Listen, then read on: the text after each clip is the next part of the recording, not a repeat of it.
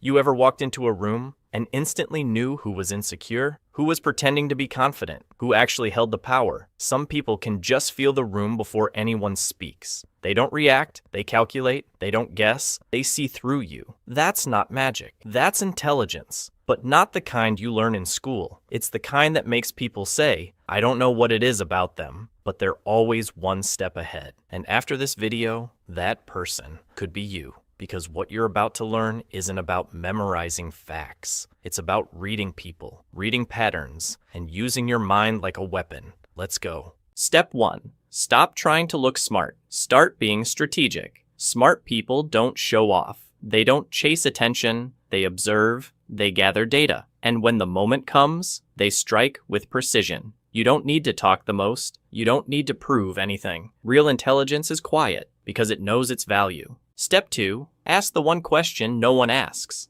Everyone's busy asking, what did they say? But smart people ask something else. Why did they say it? What's the intent behind the words? What's the insecurity under the joke? What's the real reason behind that reaction? People rarely say what they mean, but their tone, body, timing, that's the code. Once you learn to read it, you'll stop falling for what people say and start understanding what they really mean. Step 3. Use silence as a weapon. When you pause before speaking, people lean in. When you wait after they speak, people reveal more. Silence makes people uncomfortable, and in that discomfort, they slip. The smartest people in the room aren't loud. They're the ones who let others speak first. Then drop a sentence that changes the entire conversation. Control the silence, and you control the pace. Step 4. Stay calm, no matter what. Smart people never panic. Not because nothing bothers them, but because they trained for pressure. When everyone else is losing it, they lock in. Someone disrespects them, they don't react emotionally. They smile, observe, and file it away because they're not here to win the argument. They're here to win the game. Step 5. Train your inner world. Look, none of this works if your mind is a mess. So here's the truth. If you want to outthink people, you have to first stop being manipulated by your own thoughts. That voice that says you're not good enough, it's a lie.